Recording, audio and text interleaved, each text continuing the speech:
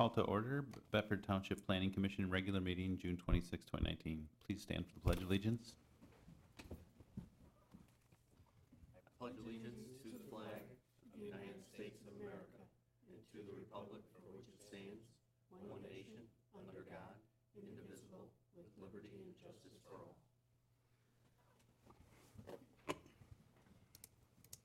Mr. Steffen, can you take the roll? Ms. Tinneberry. Present. Mr. Zybeck. Present. Mr. Jenkins. Here. Mr. Garber. Here. Steffen is present. Mr. Fritz. Here. Chairman Hanger. Here. Next, we move on to the approval of the agenda. As long as there's nothing to add to that, I will entertain a motion. So moved. Support. All in favor? Aye. Any opposed? None.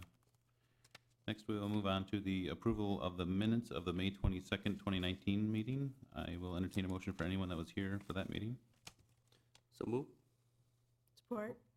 All in favor? Aye. Any opposed? None. Next is public comment. This is for anybody in the public that would like to speak on anything that is not a part of number A. That will be letter A. That will be a separate open hearing. So if there's anybody that would like to speak on something else, they can come up to the podium now. Seeing that we have none, we will move on to new business.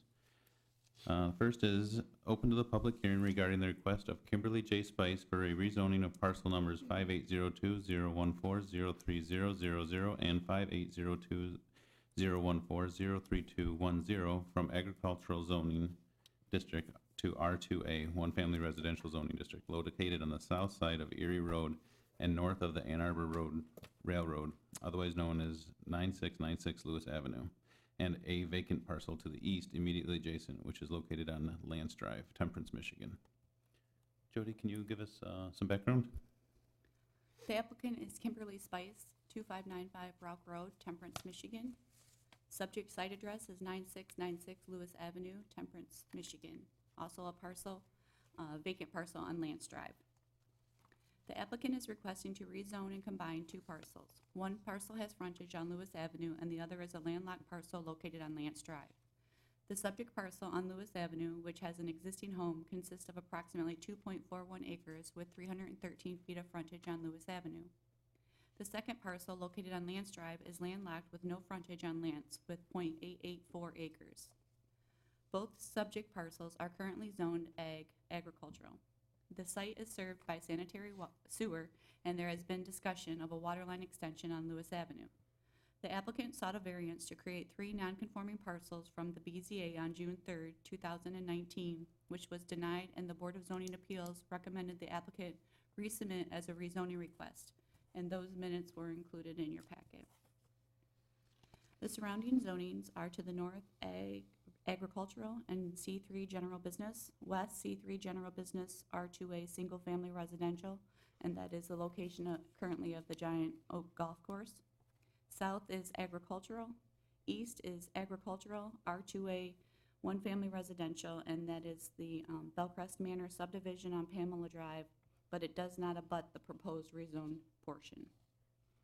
Master plan adopted on October 28, 2015 designates this area as secondary agricultural rural residential with the intent to preserve rural character and provide transition between more intense agricultural uses and the urbanized areas of the township, such as small farms, hobby farms, and rural single-family residential development with rural character and open spaces developed at a density of one dwelling unit per 2.5 acres. And I included the master plan map and the descriptions. It should be noted that a zoning district to accommodate the intent and master plan designation has not been yet drafted. However, research is being conducted in preparation of a draft ordinance for presentation for discussion with the Planning Commission and the Township Board. Once direction has been given by the Planning Commission and the Township Board to move forward with the ordinance amendment, the ordinance will be put in final format and the public hearing will be scheduled at the first step as approval process. The Planning Department requested a review of the rezoning request to be conducted by Lucy Fortin of the Mannequin Smith Group and planner for Bedford Township. Ms. Fortin prepared an overall review of the subject area stating while the agricultural district allows single-family residential uses, it requires greater lot size and width that can be accommodated on those properties. A residential rezoning is more appropriate than seeking variances. Ms. Fortin continues to say that the least intense district, R1, would be more appropriate than the R2A district because of the greater minimum lot area requirement and minimum lot width requirement. R1 rezoning would help alleviate the potential greater lot depth to width ratio that may be required should the parcels be split into 3 residential lots. Ms. Fortin suggests in her conclusion that the Planning Commission make a recommendation to the Township Board to approve the rezoning request for parcels 5802-014-03000 and 5802-014-03210 from agricultural to R1 one-family residential based on the following key reasons. The subject properties are not farmed. A rural low-density residential land is consistent with the Township Master Plan. The subject properties are located in an area of predominantly residential land uses, and the subject properties have access to the township's sanitary sewer and future water system. Thank you, Jody. Thank you. At this time, I will entertain a motion to open the public hearing. Motion to open the public hearing. Support. Could you take the roll, Mr. Steffen? Stefan votes yes. Ms. Tinneberry? Yes. Mr. Zybek? Yes. Mr. Jenkins? Yes. Mr. Garver? Yes. Mr. Fritz? Yes. Chairman Inger? Yes. All right. This is the time that anyone from the public can come to the podium and speak their thoughts to us regarding this issue. Up to the podium if you like. Yep. And if you could just state your name and address for the record. My name is Linda Besick. My address is 9741 Pamela Drive. I just have a couple questions. Now, I understand we got a letter that made me think that they wanted to build on this unbuildable property. And I assume now that that's not true. They just want to incorporate it into where the house is. Is that true?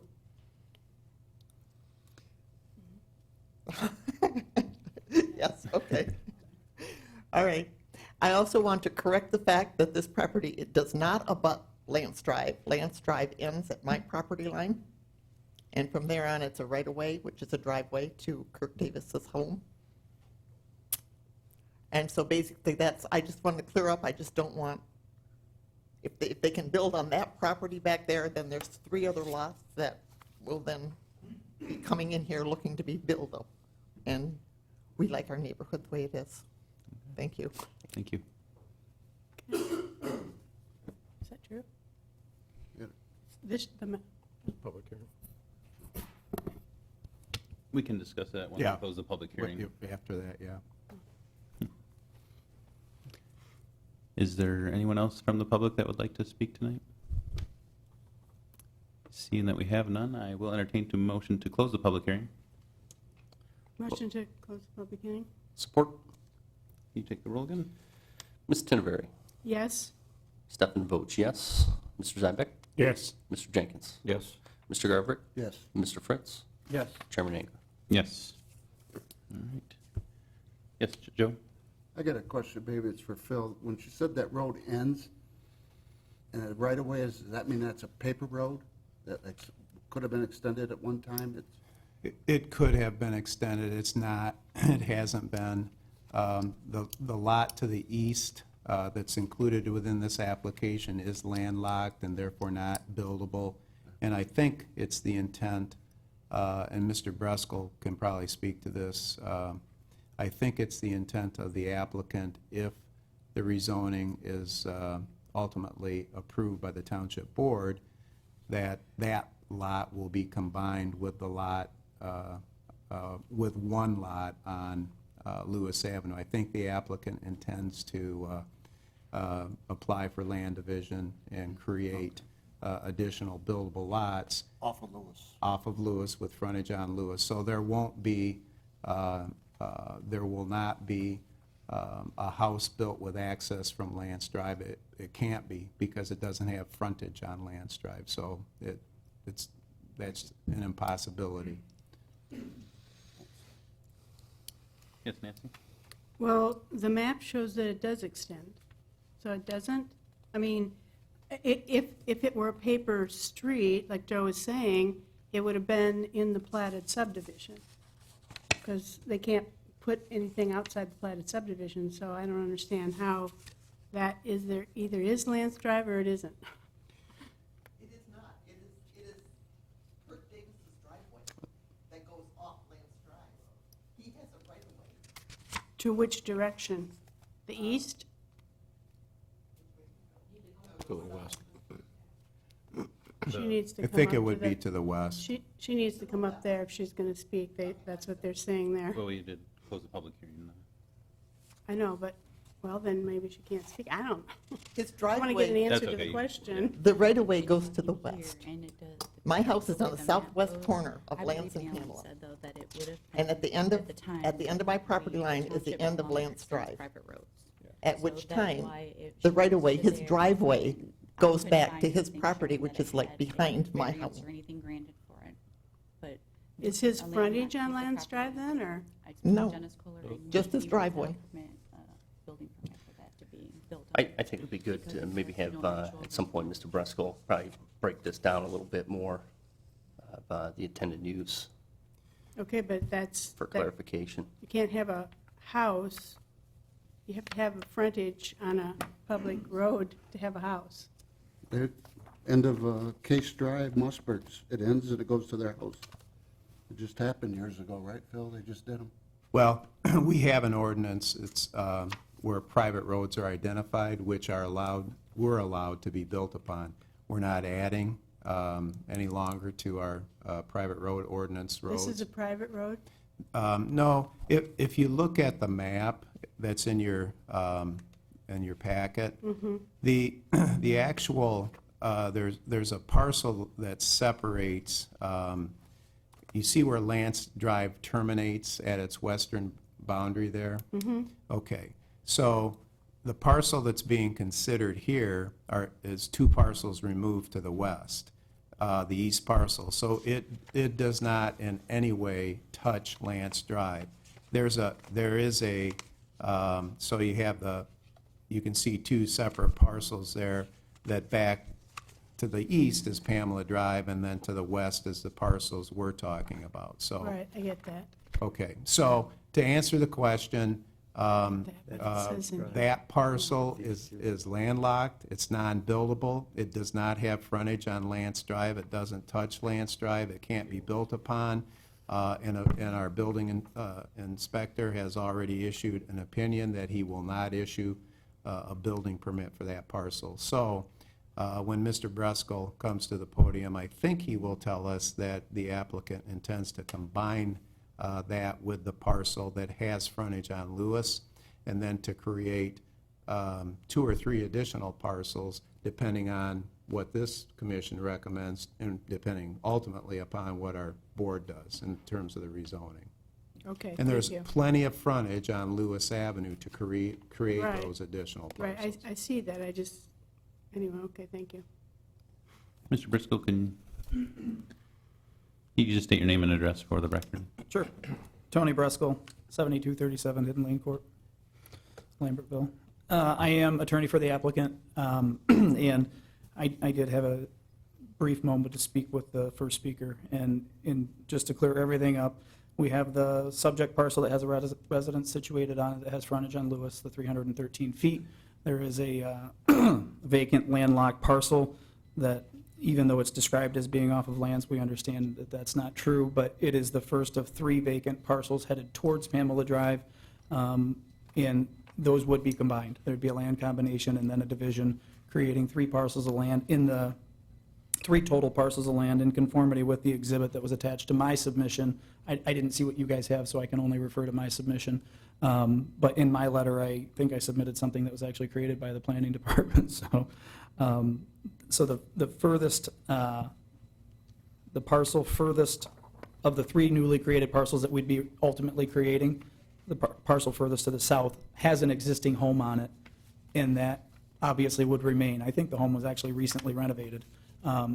So that would be on a standalone parcel, and then there'd be 2 new buildable lots created as a result of the ultimate decisions here to rezone, combine, and then divide into 3 buildable lots, none of which would come near Pamela, and they'd be separated by 2 non-buildable parcels that will never be buildable because we are now occupying the only frontage on Lewis Avenue. So unless something happened where the owner of the Lewis Avenue parcels acquired those somehow, they'll never be buildable, or unless someone on Pamela acquires them and have access on Pamela, they'll never be buildable. That's my understanding. So there's always going to be a two-parcel buffer here between these properties and Pamela Drive properties. With regard to the request in whole, and to try to keep it short, this is a request initiated because we tried to go the variance route. We took their advice, we brought it for a rezoning. A rezoning makes perfect sense. It fits perfectly within the surrounding area. There is a lot of residential parcels in this area, all very, very similarly situated in size, dimension, everything. So what we're proposing to do with the R2A request, we think is completely, perfectly fitting into the master plan, the existing layout, and the only comment I really have would be, after having reviewed the Mannigan-Smith report, suggesting that R1 would somehow be a greater benefit with that extra 10-foot of frontage requirement. From our standpoint, there's not enough frontage there under our request as is to create 4 total parcels. We need 320 feet. We only have 313. So if that was the concern of the engineer, that for some reason we would try to turn this into 4 more densely populated lots, we'd still need your guys' approval, or the approval of the township is what I'm referring to get the variance to do that. We're still 17 feet short, or 7 feet short. So we couldn't do 4, nor do we have an intention to do 4. We have an intention to do exactly what I submitted. We're not hiding the ball here. I've given every piece of information that I gave to BZA, I'm giving to you guys. We want to have 3 total lots here, 2 of which will be suitable for new construction in R2A, and I think it's a great fit. I drove by there today when I left Giant Oaks, and I can tell you it would be completely, it would have great continuity with the existing landscape and the existing residences over there. So that would be our request. Thank you.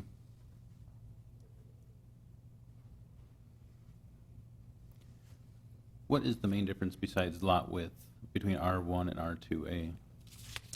R1 requires 15,000 square feet, 90 feet of frontage. R2A, 10,000 square feet, 80 feet of frontage. The uses obviously are the same, and I think the side yard setback is a little more restrictive in R1. or R2A or R1, Jody. Those are the only differences. 80, 90? 80 was R1, or 90 was R1.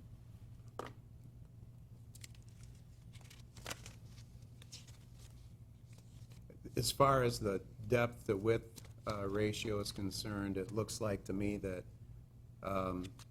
with our fairly new ordinance amendment, that can be accomplished administratively and would not have to go before the township board. The front Okay, yard the front yard setback is increased, and so are the side yard setbacks. But they have plenty of room for that. So I'm not sure, if it's 90 feet of frontage and you're suggesting 100, 100, 113, why would R1, I'm not following. He said R1 required 90 feet of frontage. So R1 would fit, because you're offering 100, 100 and 113. So I'm not sure what your objection to R1 is. I don't necessarily have an objection to R1.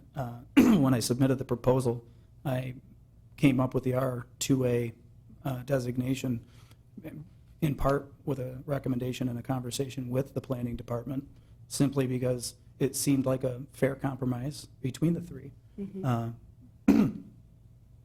The short answer is that I am here seeking a request based on some marching orders that I have from a client, and without discussing the report with him, I can't say whether it would be completely agreeable or not. It doesn't change what we're doing in any way, shape, or form. No. So my response, I guess, to ask a question in response would be, any way you slice it, it doesn't change what we're doing, so why would the planning report care one way or the other if it doesn't change anything? It seems like a recommendation from the engineer just to make a recommendation. Well, I You mean, know. we pay lots of money for our engineer to make a recommendation, and for us to not abide by the engineer's recommendation would be throwing money out the window. So to me, if there's no difference, then it would be to our, behoove us to agree with our engineer. Which is fine. It doesn't change what we plan on doing, it's just that I No, came here with a request, and I'm asking for my request to be Sure. granted. Okay, And I so my understand. recommendation would be different than the recommendation that you paid for. I understand, thank you.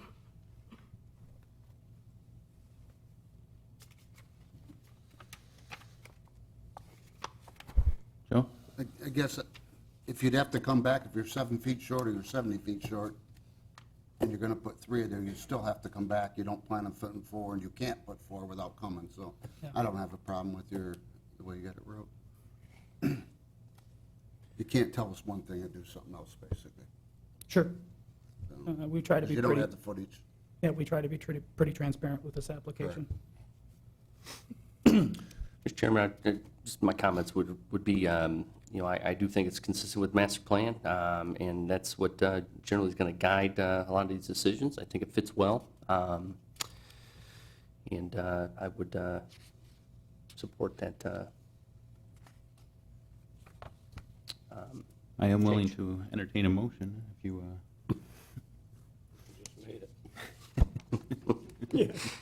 Because of those reasons.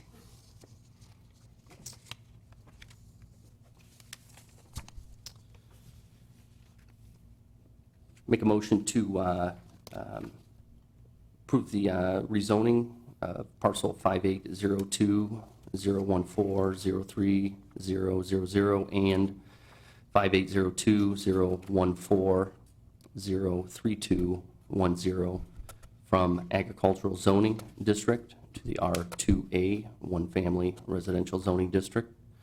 This is located on the south side of Erie Road and north side of the Ann Arbor Railroad, otherwise known as 9696 Lewis Avenue. And the vacant parcel to the east, immediately adjacent, which is located on Lance Drive. would you be interested in going with what the Mannequin Smith, Well, I guess that's something I'd want to ask if the Mannequin Smith group suggests the R1. I guess as proposed is what I'm making my motion off of. do we have to go by what is proposed, or can we go by what they recommend based on this? You, in this case, because the recommendation is more restrictive than what was asked for, doesn't require republication, the board is free, the commission is free to recommend the rezoning approval as to R1, if that's your choice, or R2A. The applicant obviously wants R2A.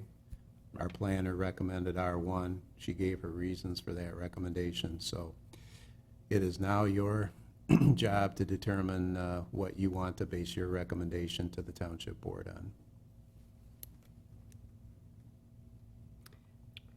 Can I just comment on the planner, engineer, whichever, they're both, says that you mentioned the master plan, but it says the residential land use is consistent with the township master plan under her recommendation. So I'm not sure whether you're going with what, I know you said R2A. Well, There's no second. I guess my thought is the master plan isn't definitive as far as, labeling those, is it not? It is somewhat definitive, but I think her recommendation came because of the rural nature of the thing. I'm not trying to get you to change your motion at all. I was just, when I saw the master plan, consistent with the master plan was in R1, that's why I thought maybe you were thinking differently. Mr. Jenkins? as a friendly amendment, you might want to add the 4 bullet points to Jody's analysis on the flip side of her analysis. But don't those go with R1? Don't those bullet points go with R1?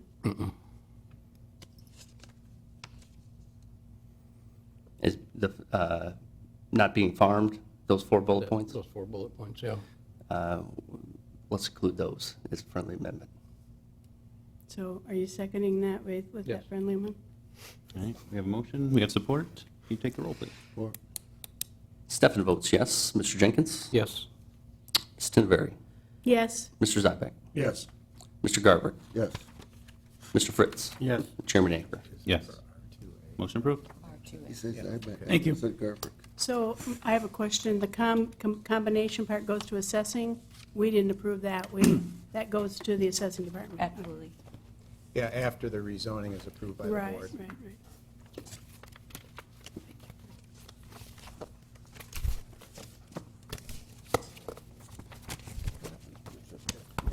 All right. Next on the agenda is a request for final site plan approval for a building addition and a parking lot for Aspen Ridge Senior Leasing LLC Hickory Ridge, located on parcel numbers 5802-035-05362 and 5802-035-05361, otherwise known as 951 Hickory Creek Boulevard, Temperance, Michigan. Jody? Again, the applicants are PH7 Architects on behalf of Sienna Healthcare. It's for Aspen Ridge Senior Leasing. Location is 951 Hickory Creek Boulevard in Temperance, Michigan. It's a PUD with the underlying zoning of RME, Elderly Housing Residential. And the current use is the skilled care facility, and the proposed use is a skilled care facility. Parcels 5802-035-05362 is the building addition on approximately 5.039 acres. 5802-035-05361 is the proposed parking lot on 2.22 acres. On 6/3/2007, the Planning Commission approved the site plan for the existing 37,707 square foot structure. The subject parcel is part of the Hickory Creek Plan Unit Development that was approved on December 16, 1997, with stipulations on the commercial lots A through E. The applicant is proposing a 10,750 square foot addition to the north of the existing structure on Lot B for a total of 16 additional rooms and a proposed employee parking lot to be located on Lot A. On November 14, 2018, the Planning Commission determined the proposed amendment to the Hickory Creek PUD was a minor change to the original PUD and referred the request to the Township Board for relaxing of the setback requirements and to prepare and record a PUD agreement for the purpose of combining the two parcels to restrict the sale of, mortgage of, or encumbrance of those two parcels other than together. On December 4, 2018, the Township Board granted the request to relax the setbacks as recommended by the Planning Commission and to require Aspen Ridge Senior Leasing to enter into a plan unit development agreement with the Township restricting the sale of one parcel without the other. Prepare and record a PUD agreement for the purpose of combining the two parcels to restrict the sale of, mortgage of, or encumbrance of those two parcels other than together. All contingent on final site plan approval by the Township and approval of all the other reviewing agencies, and that the road leading to Hickory Ridge would be maintained in the condition the road is currently in. Bedford Township Legal Counsel Leonard Graham and Goldsmith prepared a Hickory Creek Plan Unit Development Parcel Non-Separation Agreement that was satisfied the contingencies of the Township Board's approval. The agreement has been approved by Leonard Graham and Goldsmith, Bedford Township Planning Department, and Aspen Ridge Senior Leasing LLC. The landscaping plan, per section 41907, provides a variety of streetscape plantings to buffer the parking lot from the street and meets the requirement of minimum of one ornamental tree for every 50 linear feet of frontage, plus one shrub for every 10 linear feet of portion thereof of frontage. In addition to the proposed landscaping around the detention pond, one deciduous evergreen and 10 shrubs shall be planted for every 100 linear feet of pond perimeter as measured along the top of the bank elevation. Also per section 41907-15, protective screening in the form of an obscuring wall, fence, or landscaping shall be required whenever a non-residential use in a residential district abuts directly upon land zoned for residential purposes. Walls must comply with the requirements of 41911, screen non-residential uses in commercial, office, or industrial district from adjacent land zoned or used for residential or agricultural use required height of 6 feet. Fence must comply with the requirements of Section 419-12. Fences within a front yard shall not exceed 4 feet in height and shall be restricted to decorative fences. Fences within a side or rear yard shall not exceed 6 feet in height and shall not extend beyond the front building line or required front yard setback, whichever is greater. And fences that are visible from the public road right-of-way or that may be required to enclose a detention pond shall be restricted to decorative fences. As stated in Section 419-07-20, modifications shall be restricted. Modifications to landscaping requirements in consideration of the overall design and impact of specific landscape plan and in consideration of the amount of existing plant material to be retained on site, the Planning Commission may modify the specific requirements outlined herein, provided that any such adjustment is in keeping with the intent of this section. Planning Commission may base its decision on any one or more of the following circumstances which exist in connection with the site.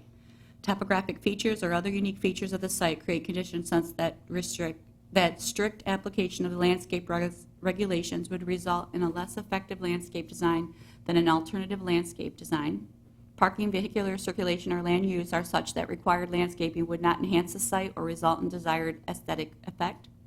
The public benefit intended by the landscape regulations could be better achieved with a plan that varies from the strict requirements of this section 1907. Landscaping would restrict proper storm drainage. The fencing screening walls should be discussed. The wall requirement when abutting a residential zoning or residential use shall be discussed, particularly along the east side of the proposed parking lot parcel, as the proposed landscaping may not adequately shield the neighboring residential property from headlight pollution as vehicles enter and exit the site. And I have discussed that also with the applicant. In reviewing the illumination plan per section 419-08, light poles within a site that require less than 100 parking spaces shall not exceed 20 feet in height. There are 2 light poles shown within the employee parking area, and building mounting lights on all sides of the structure are 17 feet in height. All exterior lighting should be fully shielded and directed downward to prevent off-site glare, including building mounting lighting with more than 60-watt bulbs. As required by ordinance, the intensity of the light within the site shall not exceed 0.5 candles at the ground level at the property line when adjacent to residential property.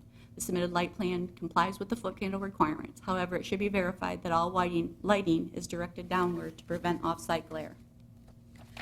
Parking. Section 419-04 regulates parking space requirements. The site plan states parking calculations are 1 space for each 2 beds and 1 space for each employee, which requires 100 parking spaces. There are 123 spaces, including 5 barrier-free spaces shown on the site plan, which exceeds the requirements by ordinance. The dumpster screening, as noted on the site plan, the existing dumpster closure is to remain. Loading and unloading will remain in the same area, and the elevations of the plan indicate the building material will match the existing building.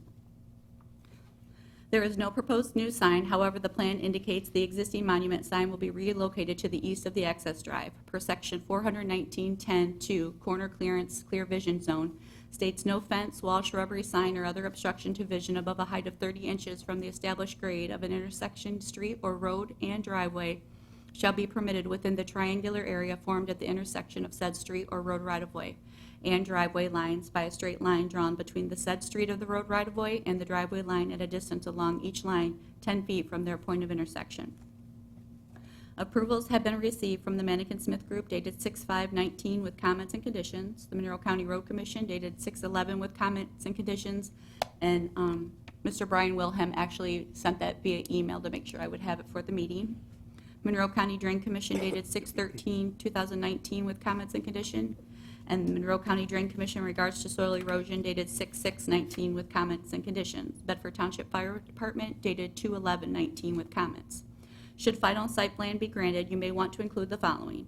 Final site plan approval shall be contingent upon addressing all comments, conditions of the Manikin Smith Group, Monroe County Drain Commission, Monroe County Road Commission, and the Bedford Township Fire Department review letters. The Hickory Creek Plan Unit Development Parcel Non-Separation Agreement be recorded and signed and the sign must be located outside the road right-of-way and not within the corner clearance vision zone. Can you do that one more time? Thank you, Jody.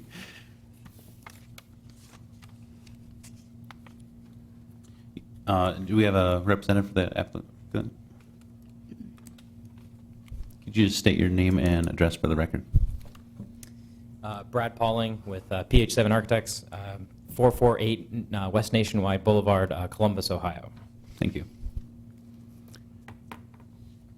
Is there anything you'd like to add to that?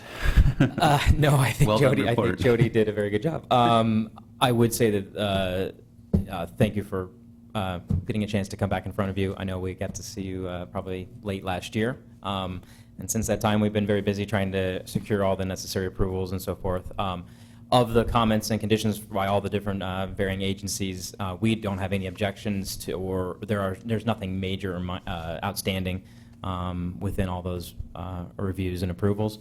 I think most of them have been taken care of as of today, actually. So within the comments regarding landscaping, I know that we can, depending on what your comments are, we're happy to address those as necessary. So we're excited to hopefully get to move forward. And one of the challenges for this project is we've gone through three, actually, I think since even before PH7 started representing the client, they've gone through several extensions of their CON, which is the formal process through health facilities in the state of Michigan. And we actually have a pretty tight time frame here to start construction on this project. And so we would hope that a favorable vote today would allow us to move into the next phase, which is construction of the parking lot. That's actually the first thing we have to do.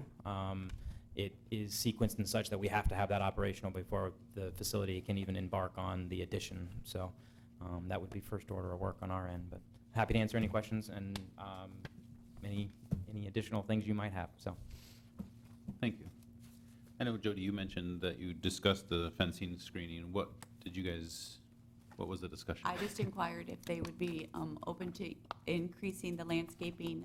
When the application came before the Planning Commission for the PUD amendment, to be a major or minor, there were a few residents that live in that area that were concerned regarding the light pollution coming in and out of the parking area to the east that live within Hickory Creek.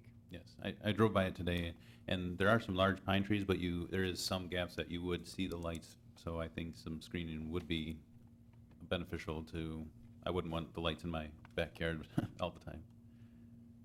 And our client is amenable to that, and we would recommend a staff approval. We'll resubmit a landscape plan if possible for staff approval of that, if that would be agreeable to us. So. Thanks.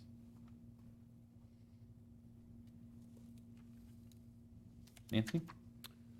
Who does monitor all these, because we don't have a planning department that has time to go out and monitor all this, so how do we, all of the regulations that need to be, such as the landscaping plan, for instance, who monitors that? How are we, before they have a final, like the building department offers a occupancy, I mean, what is our stipulation to monitor that this is all completed? When the building official receives the construction plans, he receives that information, and I believe that's handled when he goes out and does his inspections. He does landscaping and parking lots and stuff? The number of spaces and all that?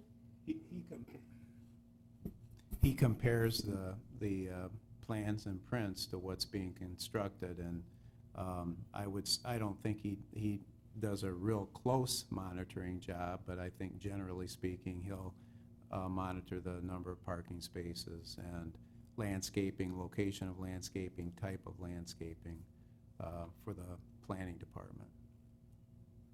Okay, I mean, I'm not suggesting that you do anything that you wouldn't want to live by yourself, but I'm also aware of the many complaints that we get from neighbors, and I'm just trying to minimize that, that we don't end up with complaints, that we follow through and make sure that everything that is approved by, because we sit here as a board, 1-2 Wednesdays a month, but we never go out and check to make sure everything's done right.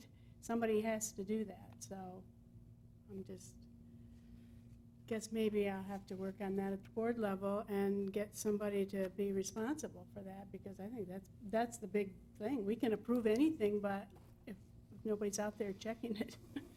So Dennis has a lot on his plate, and there's a lot know of, that. lot of construction going on now, but, but he, my experience is he's pretty good about keeping an eye on parking, fencing, landscaping, and he can read a set of prints as well as anyone. Absolutely. And so I think he does a fine job in doing that. Okay.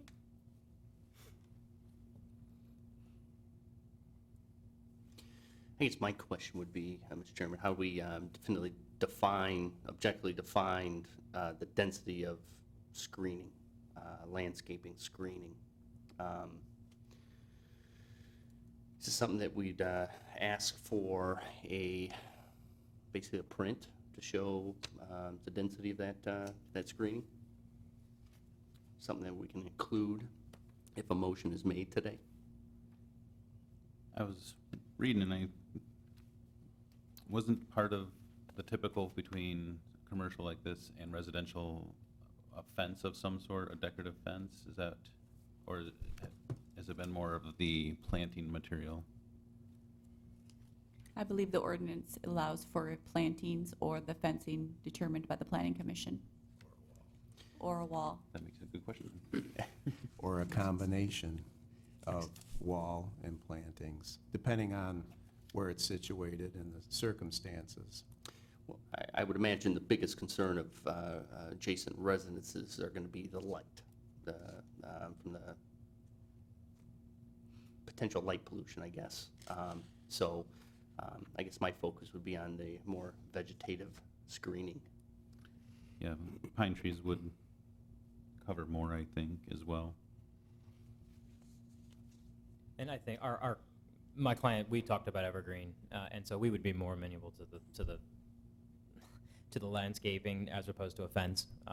And so I think that's the primary concern, I think, is the parcel to the east, where people are leaving and their headlights as they make that turn back to Hickory Creek Boulevard. I think that's the portion of the parcel that I think is most susceptible to this. There is a very small portion of the parcel to the north that has that probably would need to be a little bit screened as well. And Jody and I did speak about that, and we are comfortable with doing both, and we would be comfortable with doing both in evergreen planting. So. The evergreens that are there, is that on your property now, or is that I don't exactly know. Yes, there are plantings on the property. As we look to recut that curb for the curb cut for the new parking lot, some of the plantings to the east go away as they get closer to the property line. I'm not sure how many exist on the other side of the property line there. So we would be looking at redeveloping that screening pretty heavily on the east. The parcels to the north, we will maintain an existing tree line that is there currently. We just need to remove trees as we get closer to the for the parking lot itself. So, yeah.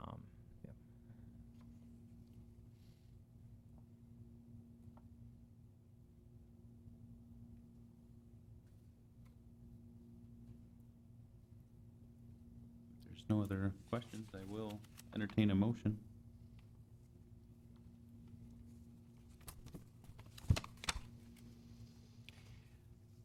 Make that motion. I would make a motion to approve the final site plan for the building addition and the parking lot for Aspen Ridge Senior Leasing LLC Hickory Ridge, located on parcel numbers 5802, 035, 05362, and 5802, 035, 053-61, otherwise known as 951 Hickory Boulevard, Temperance, Michigan. Subject to the approvals from the Manick and Smith Group, Monroe County Road Commission, Monroe County Drain Commission, and Monroe County Drain Commission soil erosion permits, Bedford Fire Department, and the inclusion of a final landscape plan for the parking lot be submitted to the Planning Department for approval. Support. Can I make a friendly amendment? Could you include full-grown evergreen trees in the landscaping, or, I mean, It's a landscape plan. I know, but what if they, Full-grown evergreens? yes. I don't live there, but I know people who do. I wouldn't want the lights shining in my Well, bedroom. okay, in the landscape plan, to include landscape material that is appropriate height of what would be equal to a fence. Of the PUD So, agreement. okay? Full ground, huh. No, yeah, full. Fence is yeah. only 6 feet tall. A Full-grown 6-foot evergreen. evergreen. Yeah, I 60 want feet. full-grown evergreen. Six in my yard are 60 feet. Yeah. Yeah, okay, that's good. That takes up to the roof line of the neighboring property. A typical planting of an evergreen out of a nursery would be in the 6 to 8 foot range. That would be the right caliper for new construction or for this purpose. I think what we would do is probably not do a straight linear set of trees. It would be staggered slightly, and so that staggering creates the screening. And over time, yes, they will get to be very mature, but 6 to 8 is an appropriate, in my opinion, is an appropriate height, and we would be comfortable with that. If you need to put a restriction into it, I'd be comfortable with that. Can't have 60-foot trees. Mr. Chairman, Yes. Dennis, could I ask you to include that the PUD agreement that was prepared by Marty Camprath be recorded at the Monroe County Register of Deeds office as part of your motion? It was good, yeah. Thank you. Sure. It's real easy with it. All right, We we have did it. motion and support. Mr. Jenkins? Yes. Stefan votes yes. Ms. Tinnevery? Under duress, yes. Mr. Zabek? Yes. Mr. Garver? Yes. Mr. Fritz? Yes. Chairman Anger? Yes. Motion approved. Thank you so much.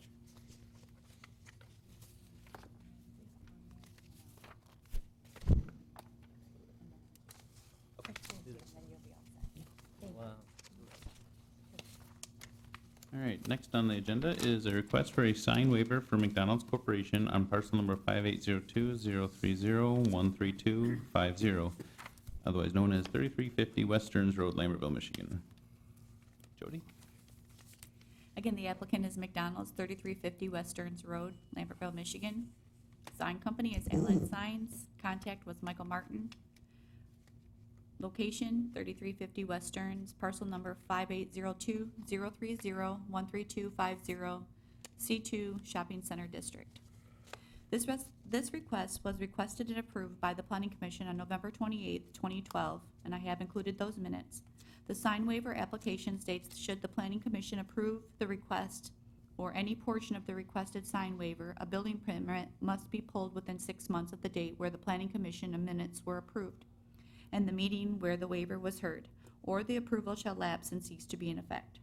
Currently, McDonald's is working with the building department on renovations to the existing building and has submitted a site plan to revise the drive-through order area to include a second ordering station. Due to the revised plan, the order area signage will be required to double in number to accommodate the patrons. The signage is typical of what is required for the use, and all surrounding properties are C2 zoned for commercial use.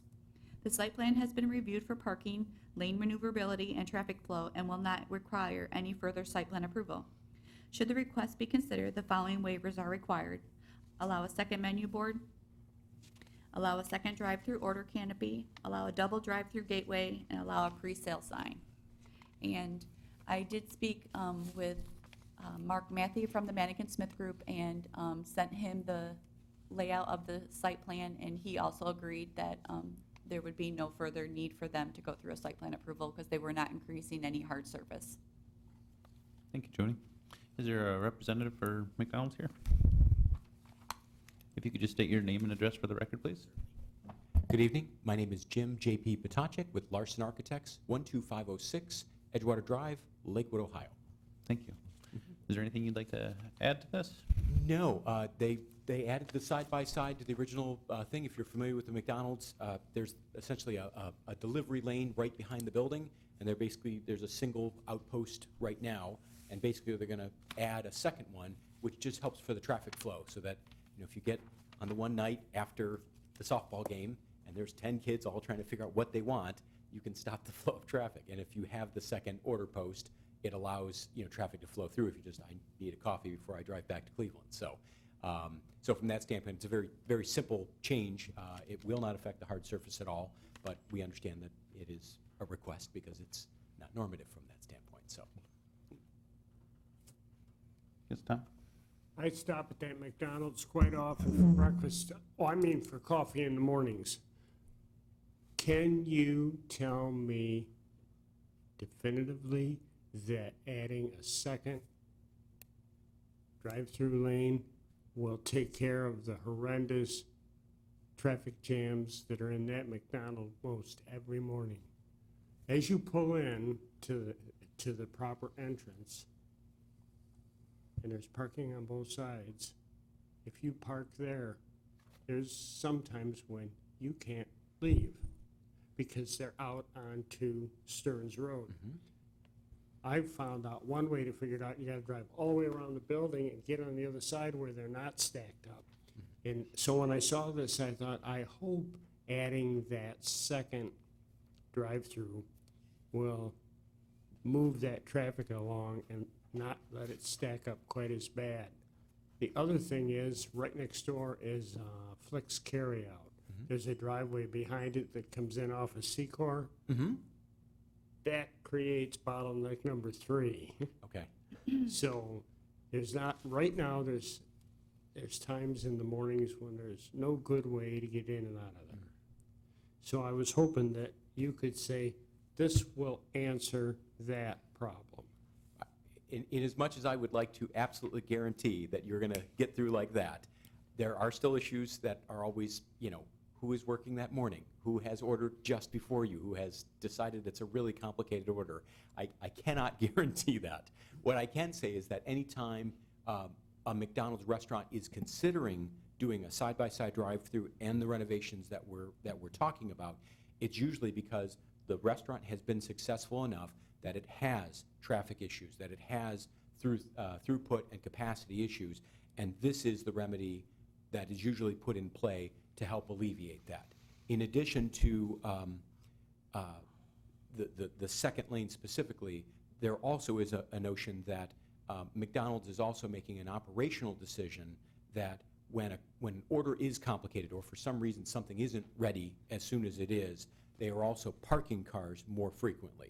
Maybe up to 10% of the vehicles that are coming through at a heavy peak time are pulled forward, and the site plan represents 2 pull-forward spaces so that that flow tends to be, that bottleneck is exactly the issue. If you're waiting behind a car, that it's like, I wanted a specialty coffee and I wanted something else, and it can't be ready right away, management is supposed to say, that's going to be a delay to every other patron behind.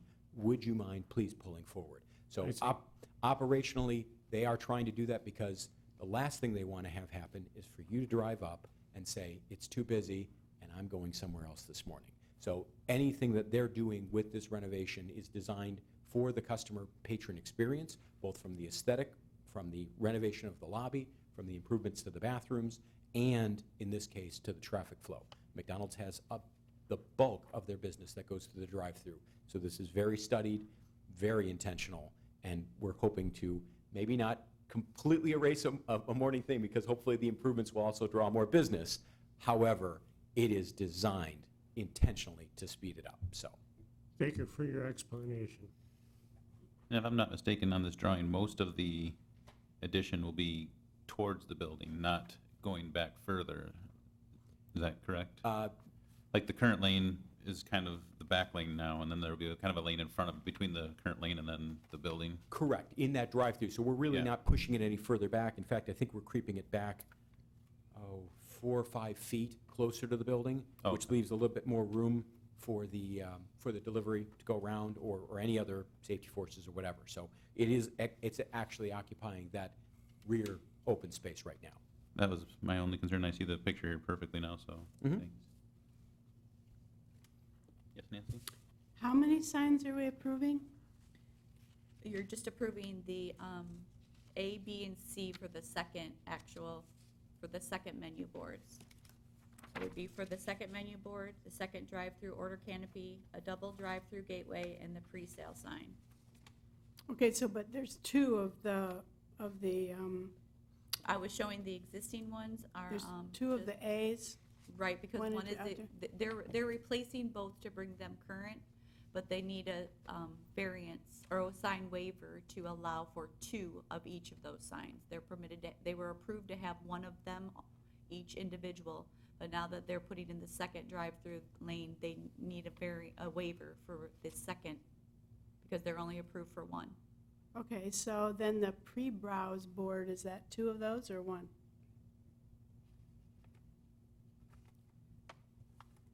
They have when you come in through the drive-through, they have the proposed welcome point canopy, which I believe is existing. Yeah, the canopy is considered a sign. I'm not concerned about the canopies, just how many signs. A second menu board, and then a second double drive-through gateway. Okay. And they meet all the sign height and width and area? Yes. Okay.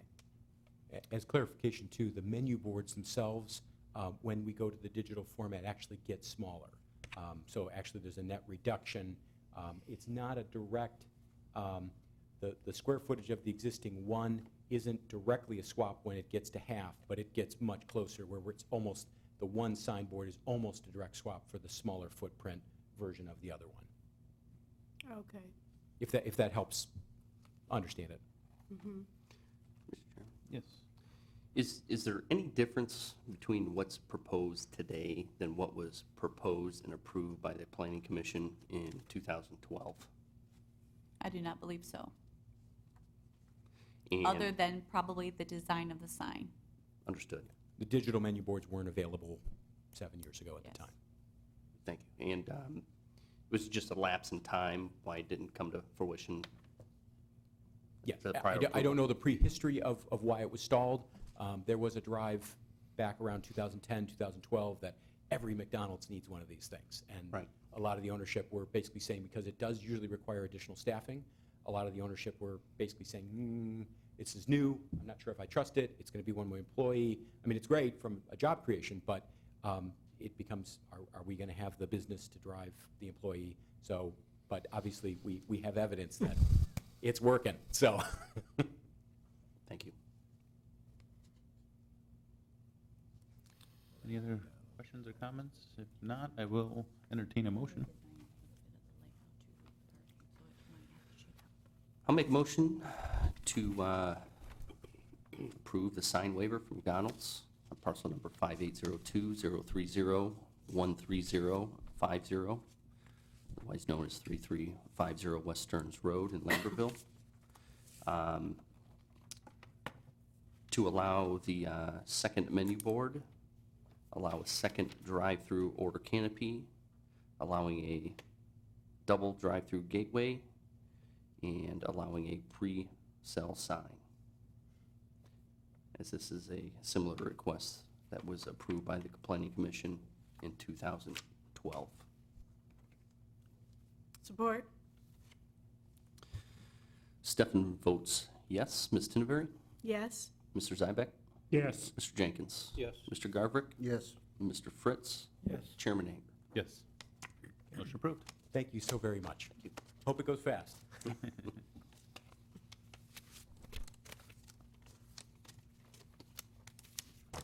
All right. Last on our agenda tonight is a request for a sign waiver for William A. Decker Jr. on parcel number 5802-023-04310, otherwise known as 8744 Lewis Avenue, Temperance, Michigan. Just a second, I'll get Jody's.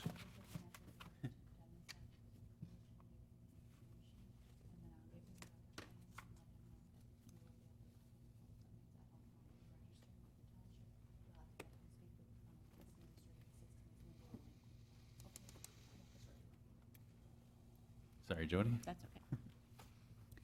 The applicant is William Decker Jr., 8744 Lewis Avenue.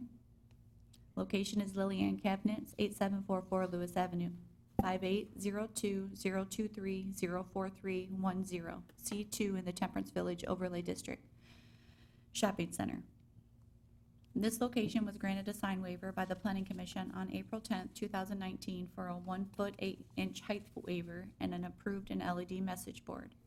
The applicant is seeking to increase the overall height to 9 feet, keep the 20 square foot signage with an LED message board, and increase the base area to 89.5 square feet. I did include a rendering. Per section 41701B, within the Temperance Village Overlay District, one monument sign of up to 40 square feet in area and a base of 40 square feet and 4 feet in height is permitted. While the proposed signage meets the permitted square footage, an additional 3-foot 2-inch height waiver and a 49.5 square foot area base is required. Should the request be considered, the following waivers are required: a 3-foot 2-inch height variance and a 49.5 square foot area variance. The following shall be considered for inclusion in any motion to approve. All required permits shall be obtained from the Bedford Township. The applicant shall continue to maintain the entire perimeter landscaped area of the base no less than 2 feet wide, growing and in healthy condition.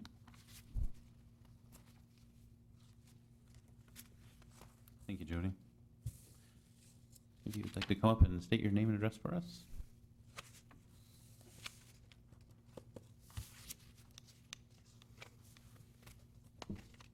Bill Eckert Jr., 2798 Dean Road, Lambertville, Michigan.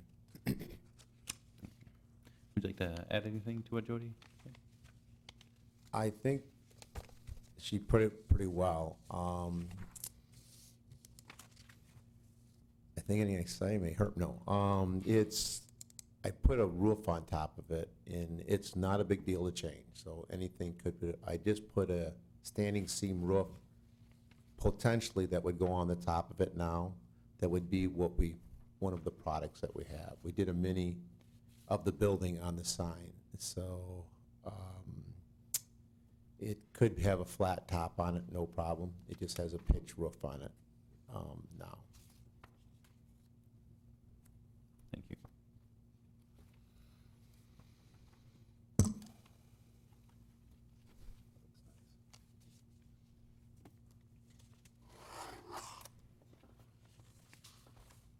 Nancy? I'll bite the bullet here. Is this what you presented to us last time, Bill? Correct. Okay. How come you didn't present it with a roof? I guess I got carried away, Nancy. Before or after? When you were putting it up, or? Exactly. Okay. I did a mini of the building, to Yeah, be it honest looks with nice. you. Yeah, I mean, I don't know if listening to it myself, it looks like I went overboard. You know what I mean? I don't disagree. It looks nice. Yeah. I looked at the picture, I went out there and looked at it, but I guess, I'm just a frank person. My question is it easier to ask forgiveness than permission, or, because that's not what you showed to us, so, I suggest I change it then. yeah. I think it looks nice, but it doesn't meet the ordinance. I wish you would have just asked us Yeah, for that in the first place. I agree. Your creative juices will flow. Yeah. I didn't understand it. I thought it was the digital portion of the sign. If you went up and down the street, there must be a lot of variance. This is all I can say. Literally across the street, I mean, multiple signs are larger than the sign. I just did the like product. I did the stone to match the building, and the stone layout went a foot larger. That's because it's the way the stone is manufactured. And quite honestly, the pitch roof is the same pitch roof that's on the building. So if it's anything that's negative at all, I'd be happy to change it. I mean, no question. No, it wasn't meant to take advantage of a situation. Is there complaints on it? Is there? I mean, I hope it isn't Scoops, because he thinks it's his parking lot. You know what I mean? Literally. I actually stopped at Scoops today and asked them what they thought of it, and no complaints as far as they go. God, I'd hope not. So I was wondering Yeah, myself. if you were lucky to get a parking spot, I think, in our parking lot. You know what I mean? So I was hoping it wasn't. It was not. Okay. Well, I don't have complaint on the appearance, Bill, but I guess my complaint is I'm a rule follower, and when somebody doesn't follow the rules and expects the people who are enforcing the rules to sit back and go, oh, well, it just... Did you hear me say that, Nancy? No, I didn't Oh, I say was you gonna did. say, I if I am- apologize if you think I was saying that. Oh, I did, yes. You're not the only one that breaks the rules. No, but I'm suggesting if it's at all wrong, I want to change it. Well, I'm just one member, so I was just I wasn't expressing picking a my- fight, I'm just saying, if it wasn't meant to take advantage, the sign is a sign. You know, the message is more in the digital portion of it, not the structure itself, so, Good, I'm helping you out. oh, sorry. Bill, can I ask a question? Sure. If things don't go your way and you have to remove that, can you salvage it? No, it's not, then it's almost more of waste of your time than it is time to fix it, to be honest with you. So I would rather be not taking advantage of something than abide by the rules. I quite honestly, Nancy, in all respect, I didn't think it was wrong. I should know, it's my first sign that I put in that, I thought it was the digital portion, and I'm half of the digital portion of the allowance of the sign. I didn't realize the roof, and I did it myself, and I did get obviously carried away. So it's not hard to change whatsoever. It's I just, believe you. I it's believe just you. in conjunction with the building. That's what I did it. I mean, if there was the guilt, it's carried away of the doing it. If it's objection to the surrounding or you folks, I would Must have like a to builder abide by it. background, huh? What? You must have a builder background, huh? Something like that. I agree. I think it has a lot of potential. It looks nice, but this has been a fairly hot topic on the commission here of late. And one of the key phrases that gets brought up quite a bit is practical difficulty. And for those reasons, I have a hard time seeing that, I guess, on this circumstance. So what makes it compliance if you take the roof off? I'm not sure. I don't know. I honestly don't. Well, this says you're looking for another 3.5 or 3.3 feet, 2-inch height variance. So is the roof 3 feet, 2 inches tall? The sign Nazi came out, Nancy. I honestly don't know what I'm in, honestly. Didn't work here anymore. Yeah, so I put it's 2x4s, basically, you know what I mean? So I don't want to set precedent for the township that I got a sign waiver that's not in conjunction with what it is. So if that's the case, I have no problem tearing the whole thing apart. So I don't want any sympathy. If it's right, it's right. If it's wrong, it's wrong. Let me just be blunt. I'll Well, redo it. This is my other difficulty here, is that we're in the process of changing the sign ordinance. I don't know if would affect you at all, but we're in the process of coming up with amendments to the sign ordinance, and so this is difficult, but it was already stated that we, not just on your sign, but because of some other sign variances that we've made, and I believe I made a mistake on one, and so, it's just something that we've had to address, but, yeah, like I said, we're in the process of making some revisions to the sign ordinance, so it's difficult. Maybe you could take the roof off, and then if we approve that in the next sign ordinance, you could put it back on. No, you said it wouldn't tear it No, apart, no, sorry. no. Am I encroaching on both, Jody? I mean, I know I should know. I think it's where the roof line is, and then you have that drop down there, makes it the 3 foot 8 inches, where you show it on your drawing. Yeah, then, if that's the case, I agree, Nancy, if the hat could go back on, for a lack of better words, it's that easy. I just would put a solid top on it just to keep the weather from the electronics. And again, it was just to simulate the building itself. That was the only rhyme and reason for it. So, and I don't know if the ordinance is going against or for what I did, I'm not privileged, I don't know. And just for clarification, he is within the Temperance Village Overlay District, so should the language of the ordinance change, that parcel would still be required to comply with the overlay, which is the 4 feet in height and 40 square feet of signage and base. Mr. Chairman, can you have Jody read the sign waiver that we're working under right now? The new ones that came out, the old ones that we brought out last time for the last meeting? I think I left one. I can make it simple, guys. I had it somewhere. Deny me, let me take the top off it, and I would have did that prior to this meeting if I had. This is what we're working under that she's gonna read, Billy? Okay, That's, but I think, Mr. Fritz, I'm gonna shut up. The temperance side is what's gonna take my hat off, you know what I mean, so to speak. It's not gonna get any, so I think I should take the top off. we as a committee should know them regulations right there, and you ask and other members ask, so why don't we just read them and see how this follows, and then you would know what we're dealing with. Jody, would you read the? Sign waiver guidelines. Below is an excerpt from the current sign ordinance that describes the criteria that would be followed when the Planning Commission reviews a sign waiver request. Following the excerpt is the outline of the same. The Planning Commission may waive the requirements of Section 1922, but only where exceptional conditions or circumstances exist, which were not contemplated at the time of the Section 1922 was enacted, or which was so unusual that they are not adequately regulated by this Section 400.1922, but only if the waiver may be granted without impairing the intent and purpose of this section, and without substantial detriment to the public health, safety, and welfare. The right to waive the requirements of this section shall include the right to allow larger wall signs or identification signs for units and multiple unit sites or buildings where the building or unit is of such a large size that the sign needs to be larger to fit the large scale of the building or unit.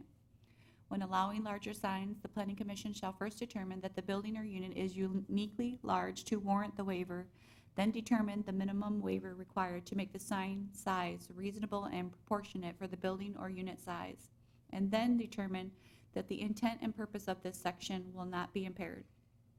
An application containing information the Planning Commission deems necessary shall be required. A fee also be required in an amount that is established by the Township Board from time to time by resolution, but if the fee is not established by the Township Board, the fee shall be $150. Do exceptional conditions or circumstances exist that were not contemplated at the time the ordinance was adopted? Is the request so unusual that it was not adequately addressed at the time the ordinance was adopted? If the waiver request is granted, will it impair the intent and purpose of the sign ordinance? If the waiver request is granted, will it result in a substantial detriment to the public health, safety, and welfare? The right to grant sign waivers include the right to allow larger signs when the building or unit is of such size that the increased sign size would be reasonable and proportionate for the size of the building or unit. Yes, Joe? What's the total height of this? The way it sits on? 9 feet. What's the total heights of forest views that we gave them? 9, 10, 11 feet? I believe there were circumstances with the location, with the way of the topography of the drain, the ditch in the front. Correct, but what's to the allow. sign, total height of the sign? I wouldn't want to Probably speak 11 foot. exactly what we gave him for the variance, or the sign waiver. And we gave them one. I think it based on it's not affecting anybody. But I know, I went by forest views, and I could measure it, and I know we okayed theirs. The township sign is close to mine too. I have a township sign in my yard as well. I purposely set mine back, so there's no view of that, but it is. But in all fairness, I'm not here to cause any trouble or special treatment. I mean, what I did was, my building's tucked in. If you look at the building, it's tucked in across that, so I just did a mini of the building up front. I didn't know I was taking advantage of anything. Honestly, I should know I'm a professional. I'm in the business. I mean, I did the sign myself, and I just put the roof on it, for lack of better words, to match the standing seam roof that's on the building. I'm not here to, I applied for what it was, but I'm not here asking for any special. I would like to withdraw and comply with the sign ordinance of the today, and hopefully that's something that you look at from here on out. But I think the sign's professional. I think it's well done. I think but if it doesn't meet the guidelines, doesn't matter what I think. So I'd be more than willing to remove the top of it. I already have all the material. If I wouldn't have had a sign Nazi, it would have the roof on all the way now, you know what I mean? So I didn't honestly believe it was encroaching on anything, so. If you went out there, the Bedford sign, and you touch the tops, you're gonna touch the tops, you know what I mean? I think we probably should remove the Bedford, just kidding, the Temperance sign out of the front yard. So, but I'd be happy to remove that off and comply, is what I'm saying. I think it'd be better. Or we'll open a can of worms for later on. Jody? And I would just like to give some clarification. Our ordinance actually allows for 50 square feet in area and 7 feet in height for a monument sign. But due to the location in the Temperance Overlay District, him being the last parcel out of the overlay, it does only permit 4 feet in height and 40 square feet. So that gives you the difference of the location that he's in request of to another location within the township would be permitted 7 feet in height and 50 square feet. Right. Thank you, Jody. So did you say he's in or out of the overlay? He is the last parcel in the overlay district. So the sign is basically the beginning of the Welcome to Temperance is the So I beginning. believe So it's the farthest parcel on the east side of Lewis Avenue, farthest parcel Okay. to the south of the overlay district. So what I'm not sure that I understood what you're saying. What this planning commission approved was not in conformity with the overlay district? when you granted the 1 foot height 1 foot 8 height variance when he was and the LED message board the last time he was here. And that does meet the overlay district? He was over the base area for the height of 1 foot 8 inches, and to allow the LED message board was what the waiver was granted at the last meeting. You had the authority to do that. Yes. I was just letting you know the difference of why when he was interpreting the other sign being larger. Okay, so he's still okay with what we approved? Okay.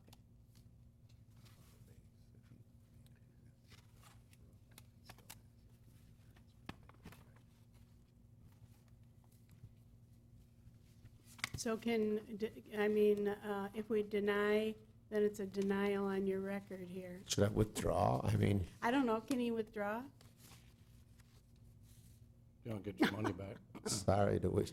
Or we have to move on it somehow? when Oh, we- he can withdraw his application, but I just want to make sure that there may be something left for this board to act on. I was asking Jody, isn't he asking for a variance on the base also, not just the height, but the base?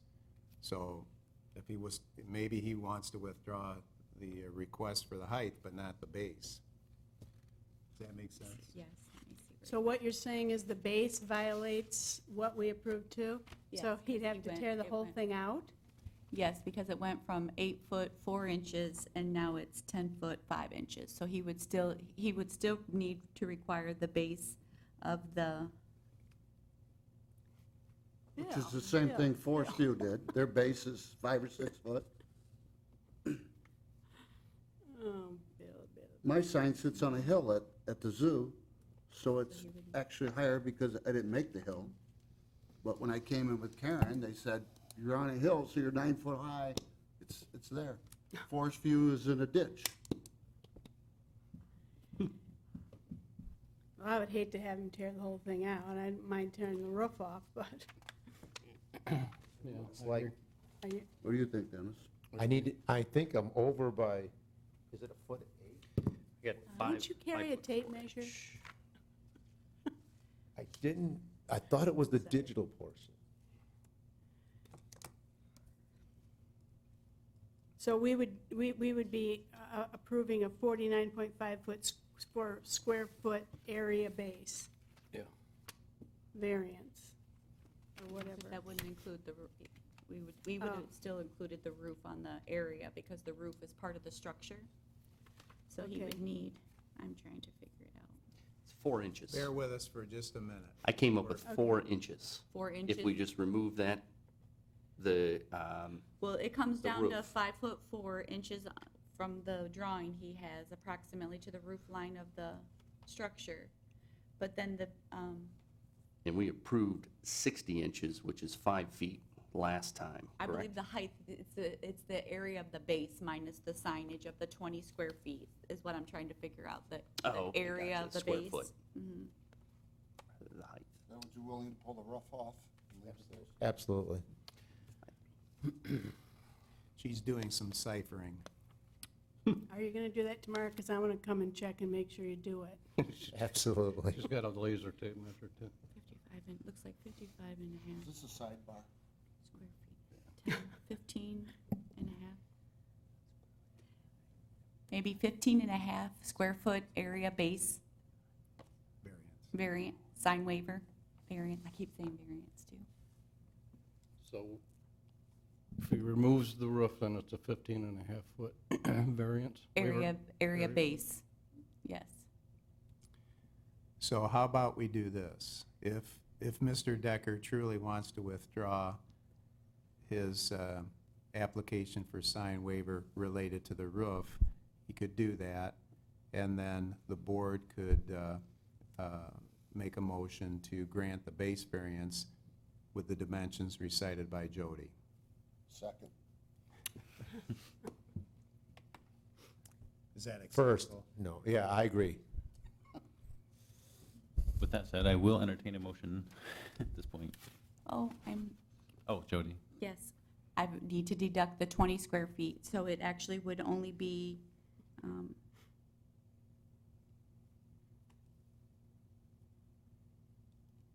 So what I want this commission to know when we all walk away from here, and equally important for Mr. Decker, is that he doesn't have, if a motion is made, seconded, and approved, that he doesn't have to change the base, that all he has to do is remove the roof and put a solid top on, so Can't we just that's, make that motion that we? She'd get the measurement right he- now.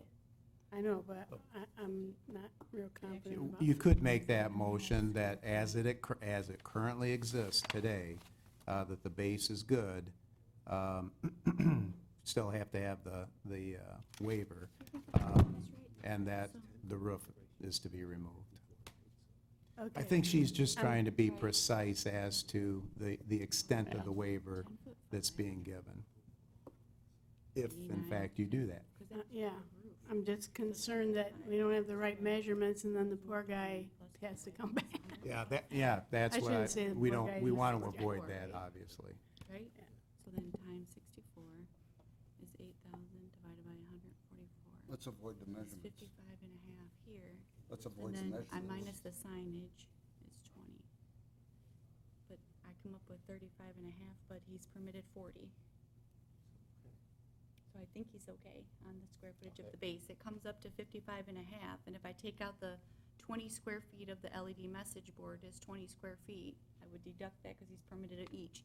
I don't believe he needs a waiver. He's at 35 and a half square foot of base. Okay. So, because we're only looking at this area. I think to be safe, we should say it's okay Withdraw. to stay this way it Take is. your then. roof off. If he takes the roof off, I believe he's good. So I withdraw, is that correct? And take the roof off, or do you make a That's what I want to know. Do we have to move on it, or can he just withdraw and the minutes will reflect that? He, And I comply. by I believe taking the it roof? Well, draws and. I mean, I trust you, Bill, but I still think we need to say it in the minutes that you I don't agreed care. to take I'm just the- saying, either way you want to do it, I'll do it. I would like to make a motion that the applicant has agreed to remove the roof, What was approved. the pitched roof that is on the sign, and as a result, everything else complies, the base complies. Does that work? Okay. Yeah. Ms. Dinneberry, Yes. Mr. Garber, Yeah. Mr. Zybek, Yes. Mr. Jenkins. Yes. Steppen votes yes. Mr. Fritz, Yes. Chairman Ager. Yes. We don't want to see you in this courtroom again.